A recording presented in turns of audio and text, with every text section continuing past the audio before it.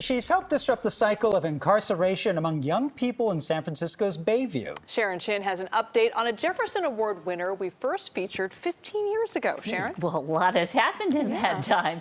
Teresa Goins is seeing some long-term impact in the violence prevention program she started.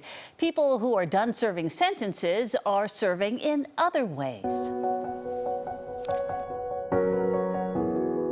Over the years, all the amazing youth that have come through, they actually had a part of building this space. Teresa Goins walks down a hallway of history. Framed photos remind her of what she's built. When we first met her back in 2008, the former corrections officer had started Old School Cafe, a youth-run supper club. She poured her savings and retirement into the faith-based violence prevention program, and she trained young people out of her Bayview home to do catering and pop-up events and keep them out of trouble. What's the first thing you do? So you do the sugar rim first? And today, after years of fundraising, Old School Cafe's 1920s jazz-themed restaurant has a permanent home. It owns its Bayview neighborhood building. This is actually what I saw in my head all those years ago. Got the machinery, and we got made. More than 700 at-risk, formerly incarcerated or foster youth have gone through the program. It teaches 16 to 22-year-olds all parts of the restaurant business for a second chance. They are changing their lives, and we're seeing young people that have been incarcerated for years actually breaking that cycle completely. People like Jonathan Zavala, also known as Jay. He was in and out of the juvenile justice system as a teenager. I was on the run for about a year until they got me.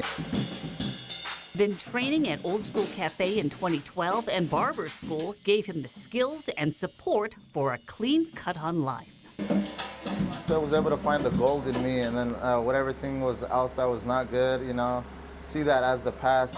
¿Puedes servidor?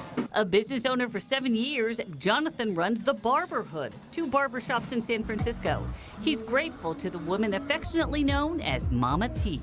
Kind of inspiring, like everybody else kind of wants to be like that, you know, like to be able to help others. Seeing him have that vision and that dream when he was here, and getting to, like, you know, pour fuel on that and invest in him, and then watching him fulfill that, it's like winning the lottery.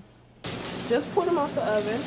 Ooh. And that gives hope to Royale Jefferson Vincent. Old School's leadership training has brought her closer to her dream of owning a restaurant. So you got to take it step by step, day by day, and I'm just trying to keep pushing to my goal for real. When I look at the young people here and I see them running this classy restaurant and making an impact in the community and changing their lives, it's all worth it. That was delicious. Did you help make that? Yes, yes. Through Old School Cafe, Teresa's cooking up a new model for breaking the cycle of incarceration.